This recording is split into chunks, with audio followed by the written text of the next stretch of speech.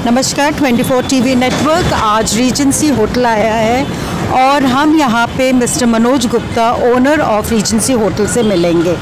पूछेंगे कि उन्होंने अपनी जर्नी भिवाड़ी में कैसे और कब शुरू की और यहाँ के जो यमी डिशेस हैं वो कौन कौन से हैं जो हर क्लाइंट को ट्राई करना चाहिए।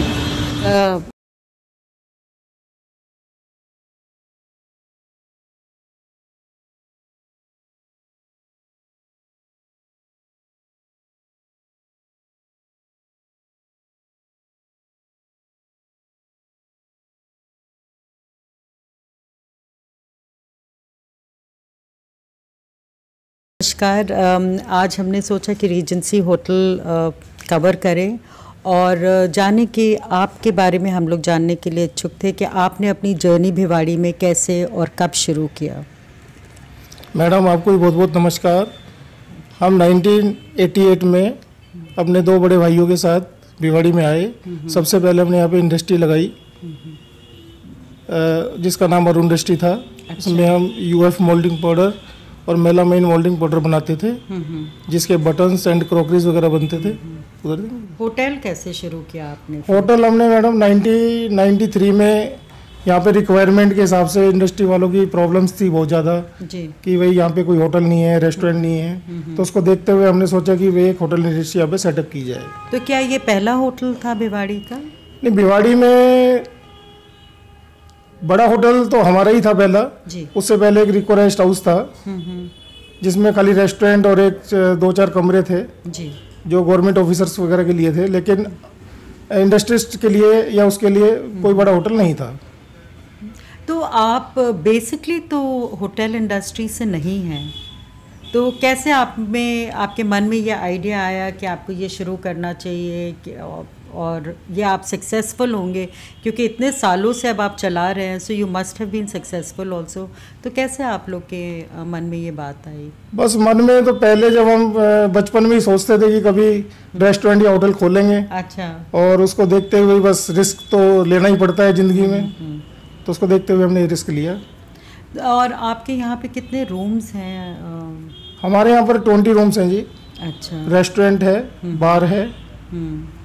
तो और कैसे किस तरह के लोग यहाँ पे आते हैं आपके होटल में रुकने के लिए? आधे इंडस्ट्रियलिस्ट ज़्यादातर? हमारे यहाँ पे madam government officers, industrialist, engineers, auditors वगैरह ये सभी आके रुकते हैं और बेसिकली इंडस्ट्रीज़ के लिए ही है ये।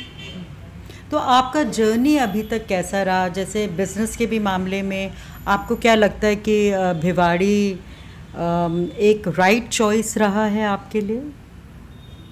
पहले तो बस यहाँ पे आके उस टाइम तो कुछ भी नहीं था भिवाड़ी में। जी। लेकिन धीरे धीरे अब तो काफ़ी डेवलप्ड हो गया है और अभी तो 25 साल से हम इस लाइन में लोगों को सर्विस दे ही रहे हैं। तो जब आप भिवाड़ी आए तो भिवाड़ी में क्या था? उस टाइम तो मैडम यहाँ पे कुछ भी नहीं था और ट्रांसपोर्ट की सुविधा भी नहीं थी। बस से ही आना पड़ता था या अपना व्हीकल हो, और यहाँ पे मात्र 2 रिक्शा थी पूरी भिवाड़ी इंडस्ट्रियल एरिया में। अच्छा। तो आप यहीं रहते थे या आप कम्यूट करते थे दिल्ली से या कहीं और से? शुरू में तो दिल्ली से अप डाउन करते थे। तो इससे पहले आप दिल्ली रहते थे? हाँ जी, दिल्ली से बिलोंग करते हैं। तो फिर एक दिन आप लोग सारे भाई इधर आ गए? हाँ जी, दिल्ली से अप डाउन भी करते थे। मैं शुरू से यहीं पे सेटल हो गया। अच्छा। बाकी मेरे 2 भाई जो हैं वो दिल्ली में ही रहते हैं।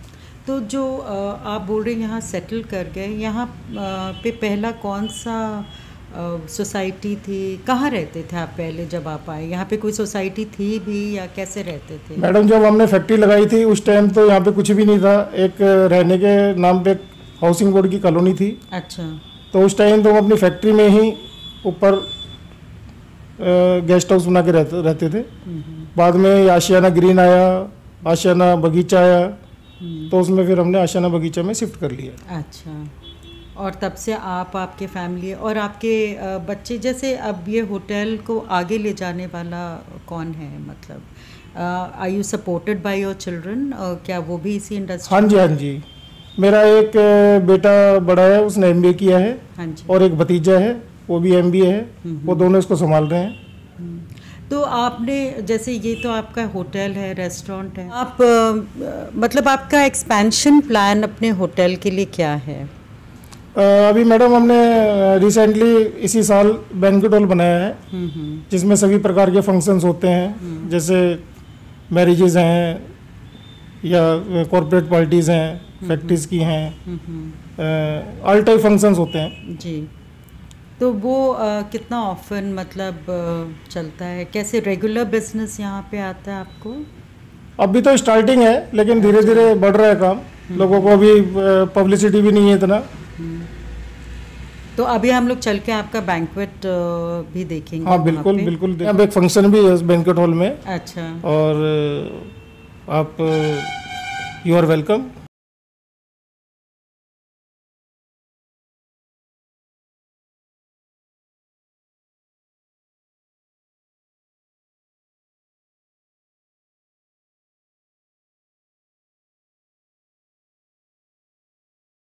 ये बहुत ही सुंदर हॉल है और it's really beautifully done up. Thank you. तो आज यहाँ पे मैरिज है? हाँ जी, आज मैरिज का प्रोग्राम है। कितने लोग यहाँ अकोमोडेट हो जाते हैं? यहाँ पे मैडम 300-400 आदमी अकोमोडेट हो जाते हैं। अच्छा। और वो पार्ट क्या है उधर का? वो पार्ट स्नैक्स वगैरह के लिए है। अच्छा। और ये स्टेज है सामने जी। और कॉन्फ्रेंसेस भी यहीं पे होते हैं? हाँ जी, हाँ जी। अब आप फूड एरिया ये है? हाँ जी। Very nice, beautiful. तो आज का जो बिल्कुल दिल्ली स्टाइल में बनाया है। हाँ बिल्कुल, बल्कि दिल्ली से भी अच्छा है ये तो, बहुत ही सुंदर है। Thank you. हाँ हाँ, ये मेरा बेटा है। अच्छा, very good. Hello, very nice meeting you. बहुत अच्छा लगा Manoj ji that you know Delhi से भी बेटर हमारे को भिवाड़ी में कोई चीज़ ऐसे मिल रहा है। Very well done up hall भी है, लाइटिंग एंड सजावट वगैरह भी बहुत अच्छा है। तो एक तो आपने ये एक्सपैंड किया, और भी कोई प्लान्स हैं आपके एक्सपैंड करने का? अभी फ्यूचर में एक 2-3 साल के बाद एक अलवर बाईपास पे एक रेस्टोरेंट खोलने का विचार है। अच्छा। तो जो आपका बिजनेस जिससे आप यहाँ आए थे, तो वो बिजनेस कम्प्लीटली बंद कर दिया है? हाँ जी, वो फैक्ट्री बंद कर दी है। अब आप होटल इंडस्ट्री में ही। Only in the hotel industry. चलिए, डिश बताइए जो जब भी लोग इस रेस्टोरेंट में आए वो ज़रूर ट्राई करें। कोई आपका ऐसा कोई पर्टिकुलर ड्रिंक हो या डिश हो जो आप जिसके बारे में आप बताना चाहेंगे? मैडम वैसे तो हमारी सभी चीज़ें बहुत अच्छी हैं।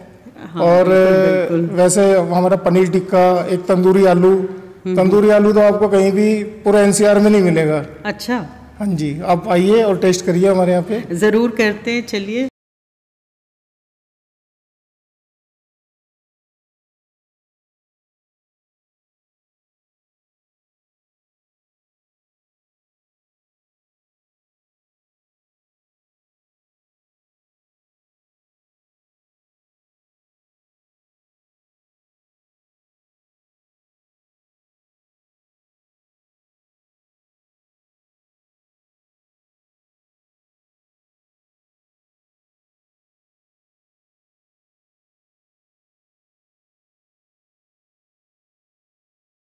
सर्व्ड। तो मैं ज़रूर चाहूँगी कि जो भी यहाँ पे आए वो ज़रूर पनीर टिक्का और ये तंदूरी आलू टेस्ट करे। It is absolutely yum and delicious. Thank you. हमारा ये तंदूरी आलू और पनीर टिक्का आपको कैसा लगा खाने में? ब्यूटीफुल, इतना अमेजिंग था और इसका प्रेजेंटेशन इतना ब्यूटीफुल था कि मज़ा आ गया। और रियली मैं हर किसी को रिकमेंड करूँगी आज के बाद वो ज़रूर रीजेंसी होटल आएँ और ये डिशेस ट्राई करें।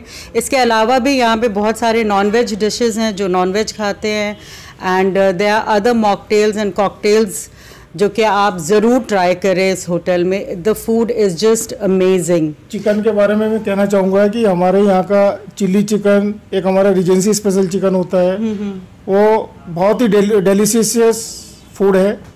उसको जो एक बार खा लेगा ना तो कहीं का नॉनवेज खाएगा नहीं। Very good, it's amazing. नहीं, ये आपका पनीर टिक्का भी और तंदूरी आलू भी इतना डिलिशियस है कि शायद मैं भी अब कहीं और का नहीं खाऊंगी। Thank you.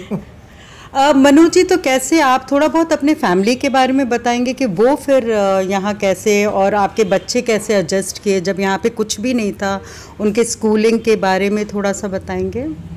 मैडम, मैं जब भिवाड़ी में आया था उस टाइम मैं बैचलर था। अच्छा, तो 1993 में मेरी शादी हुई। हाँ हाँ। उसके बाद मेरी पत्नी का नाम माधुरी गुप्ता है। अच्छा। और फिर हम यहाँ पे सेटल हो गए थे।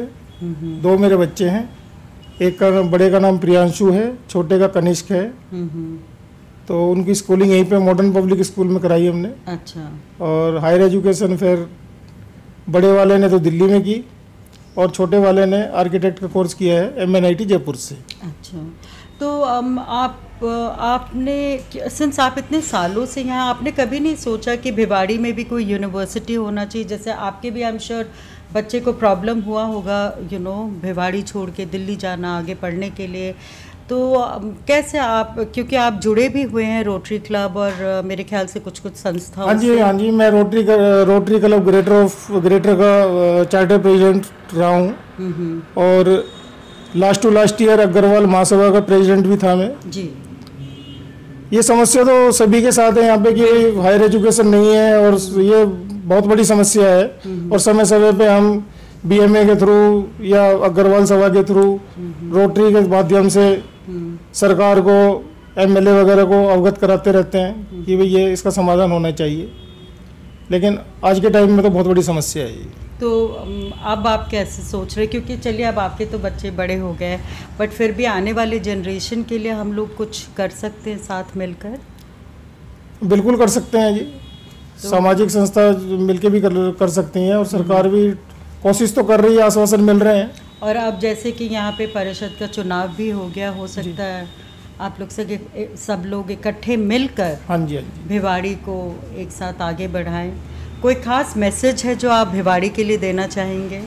भिवाड़ी एक बहुत डेवलपिंग एरिया है, बस अभी यहाँ पे मूलभूत समस्याएं हैं, जैसे रोड्स की बहुत ज़्यादा प्रॉब्लम है यहाँ पे। हाँ जी। और सीवरेज सिस्टम नहीं है। मेन तो यही है। तो फिर आप लोग ये प्रॉब्लम्स के लिए किसको मतलब जिम्मेवार समझते हैं कि किसने काम नहीं किया डेवलपमेंट भिवाड़ी के लिए? डेवलपमेंट तो मैडम कर ही रहे हैं सब, लेकिन आश्वासन मिलते रहते हैं। सरकार तो आश्वासन देती ही रहती है। अभी जो विधायक है उन्होंने बड़ा आश्वासन दिया है कि भी हम बहुत जल्दी भिवाड़ी में एक यूनिवर्सिटी खोलने जा रहे हैं। अच्छा, तो चलिए। और नगर परिषद के जो अभी चेयरमैन बने उन्होंने भी आश्वासन दिया है कि भी साफ सफाई वगैरह पे ध्यान दिया जाएगा, रोड्स वगैरह पे ध्यान दिया जाएगा। एक यहाँ की सबसे बड़ी बिग प्रॉब्लम क्या है कि यहाँ पे कई अथॉरिटी लगती हैं। हाँ जी। जैसे एक हाउसिंग बोर्ड हो गया, एक रिको हो गया जी, एक नगर परिषद हो गई, एक UIT हो गई। अब कोई कहता है जी कि हमारा एरिया नहीं है, कोई कहता हमारा एरिया नहीं है, कोई कहता हमारा एरिया नहीं है, लेकिन सफ़र इसमें भिवाड़ी वासी कर रहे हैं। तो मेरे ख्याल से हम लोग सबको एकजुट होके काम करना होगा। हाँ जी, हाँ जी।